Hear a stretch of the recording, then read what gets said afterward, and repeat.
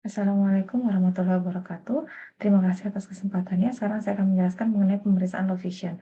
Pemeriksaan low vision yang pertama itu yang kita lakukan adalah anamnesis. Anamnesis itu kita terlebih dahulu kita tanya pasiennya mengenai apa kebutuhan dari pasiennya, terus apa pekerjaannya sehari-hari, apakah ini dibutuhkan pasien untuk membaca dekat, apakah ada keperluan untuk mengaji, membaca Alkitab dan lain sebagainya.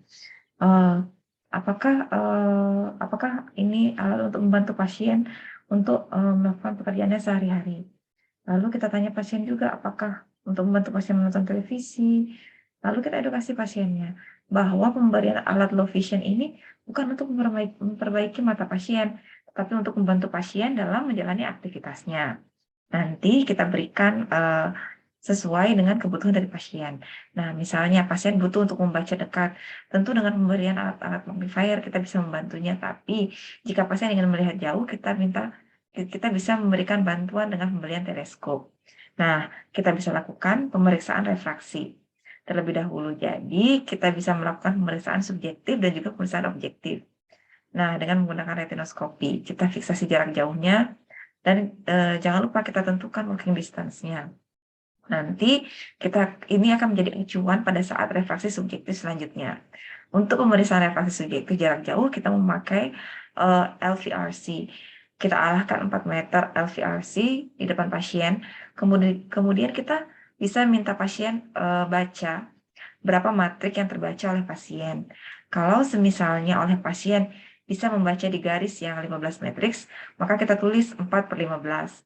Kalau pasien tidak bisa membaca pada jarak 4 meter, kita majukan lagi 3 meter, lalu kita majukan lagi 2 meter, 1 meter. Nah, kemudian setelah kita dapat visus jauh dari pasien, kita koreksi visus jauhnya dengan refraktif error-nya dengan menggunakan kacamata. Dari hasil refraksi objektif dengan retinoskop yang kita dapatkan, kita miliki oleh pasien sebelumnya. Jadi refraksi jarak dekatnya dengan menggunakan madu manis sekitar 40 sampai 30 cm. Nah, kita bisa minta pasien membaca. Sampai mana pasien bisa membaca? Targetnya itu pasien bisa membaca 0,6. Kalau pasien cuma bisa 1,0, kita bisa minta pasien mendapatkan jarak bacanya kabur atau tidak, membaik. Nah, kita tanyakan kepada pasien, biasanya jarak baca dari pasien berapa. Kemudian kacamata yang kita ukur tadi bisa untuk melihat dekat. Nah, setelah pemeriksaan visus, kita lanjut pemeriksaan lapangan pandang. Ini bisa pakai 2 stick yang ujungnya tuh ada bola-bola merah. Nah, di mana satu tongkat diletakkan pada bagian tengah untuk memfiksasi pandangan pasien, kemudian satunya itu gerakan atas, bawah, kiri, kanan.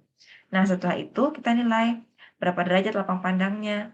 Nah, kita gerakkan dari pasien, kita minta digerakkan dari kiri, kanan, atas, bawah, tuh,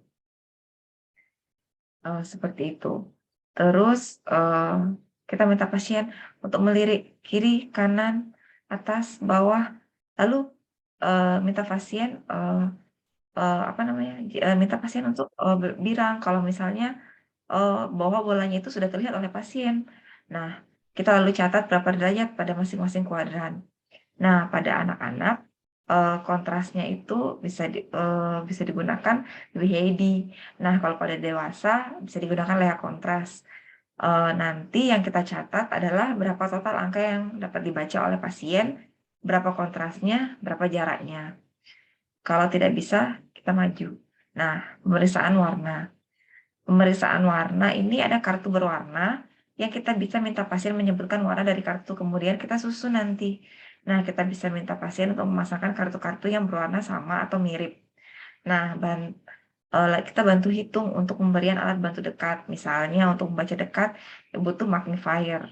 Nah, target saat baca madu manis dibagi dengan target yang kita inginkan, itu dikali 100 dibagi sentimeter jarak mata pasien.